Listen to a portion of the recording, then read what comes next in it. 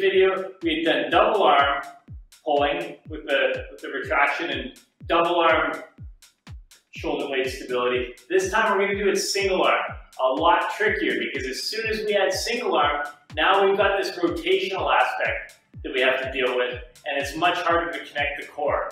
So it's really important to practice these so you can break down and segment every single aspect of it and then piece it all together. That's what this progression is going to take us through.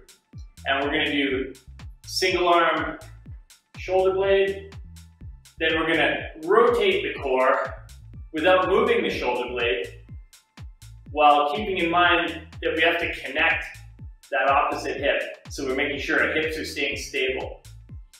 Our hips should not move. A lot of people, when they twist, they do this. When I rotate the upper body, these hips should stay the same. Okay? So as I push forward, I want to think about actually the tendencies for this hip to rotate back. I want to think of pushing that forward to create extra tension through that core and connect my brain to how everything's working. So we'll do pushes, we'll do that same sequence with pushing, we'll do the same sequence with pulling on the bands, and then we're going to add it together into a punch series with sort of a square, where we're like this. And again, hips, they should stay stable. Now we're going to have arm bending plus the shoulder blade plus the core that we have to connect all together. So there's a lot going on, but don't worry, I'm going to take you through it step by step. All right, our first exercise is going to be, again, shoulder blade, one arm, we call it scapular retraction, or sorry, protraction. So our arm's going to be out, usually have the band just to that shoulder height. All right, see how it's just my shoulder blade moving. I'm maintaining the core. Good. Forward and back, nice and slow. You can hold it out there if you want, bring it back in slowly. Elbow stays straight. Torso stays straight, so if you look from the side, I've got my pelvic tilt, my core brace, and just that motion happening. Okay. Right here. Now, the next version is keep that shoulder blade in the middle position, not all the way back, not all the way forward, right in the middle. And we're gonna take the side of our rib cage and just push it forward. Now, as we do that, this hip's gonna want to turn back. I want you to keep the opposite hip in the same spot. Even think of actively pulling it forward. So we just get small torso rotations. Really slow, really controlled. Good. Now we're going to flip to the other arm. Same thing, set the position. Shoulder blade comes forward and back. Elbow stays straight. Posture's up tall. Notice I'm leaned forward a little bit. That's just because the weight wants to pull me back. If I'm not like this, I'm up tall. Just the shoulder blade moving. Good. Now from here, reset everything again.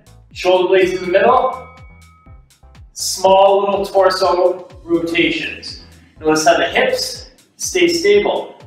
As I come forward with the right side of my rib cage, that left hip wants to drop back. I'm going to pull it forward, make sure I connect the core, keeping my pelvic tilt. Good. Nice. Now we're going to do the same thing pulling. Let's go with the left arm, up tall, shoulder blade, forward and back. Just squeezing back. Nice and controlled. Go as much of a range of motion as you can while maintaining this. A lot of people get to a certain point and then they collapse. Just find that range of motion. Good. Shoulder blade in the middle. Now I'm holding with my left hand, so my left rib cage is going to come back just a little bit. Now the tendency is going to be to drop that left hip. So I want to pull the left rib cage back. Think of it right on the back here, pulling back that way. And then my left hip comes forward.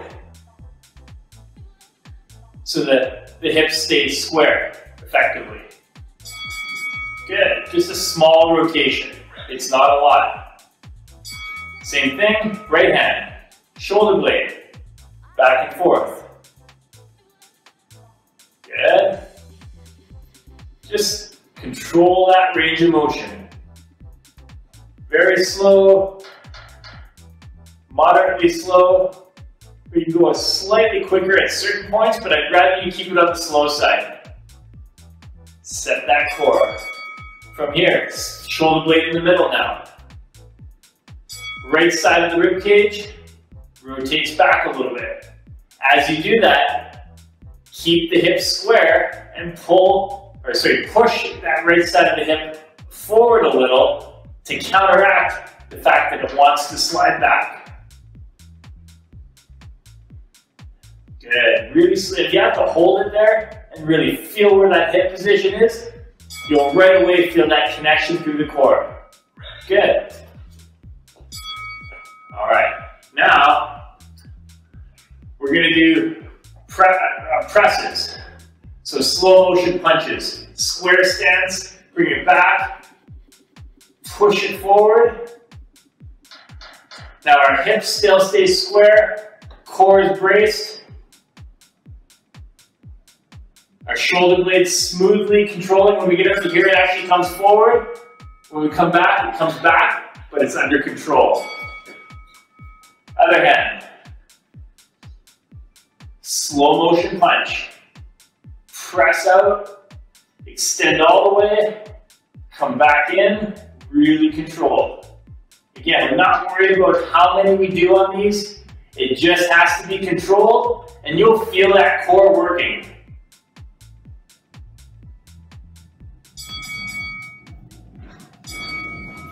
Now we're getting into hinge position here, and we're actually pulling. Shoulder blade down from that overhead position. This one's actually pretty strong. So I want you to think about getting those hands overhead and pulling back. Keep the elbows straight. Okay, switch hands. Try and get into that position. It's better if you can mount the band from a higher position so you don't have to hinge over more, but this just practices your hinge position even more. So shoulder up, back down. Ideally looking straight down at the ground. Feel the shoulder blade, the shoulders come up toward the ear, and then squeeze it back down. Good. Our next one here, grab a light set of dumbbells, or one dumbbell, mini squat, up to shoulder height. Good. So elbow and shoulder are at the same height, and wrist, like a little tabletop. You don't have to hold it there, just get it up there. Good. We're going to switch hands. Lengthen the head down, bring it up to shoulder height. So shoulder is still controlled. The tendency is to do this. Shoulder comes down a little bit, not all the way down, just a little bit, and elbows up high. Good. Practice that. I'm going to show you another variation on this. Switch back to the first hand. We're going to go a little bit wider feet. We're just going to load on the one leg and come up to the side. Load. Hip, knee, and ankle all in line. Up. Good. 10 seconds left in this one. You got it. So you can slow it down a little, power out of it, change the pace. Good, switch sides. So by loading onto that other side, we get that glute active a bit more. And we're going cross-body with the power. You can get really powerful and throw it out to the side if you want. Right now, we're just going slow. Control it. Load that hip, bring it up to here. If you can, depending on the weight, get a slight pause at the top. Posture. Good. That's round one.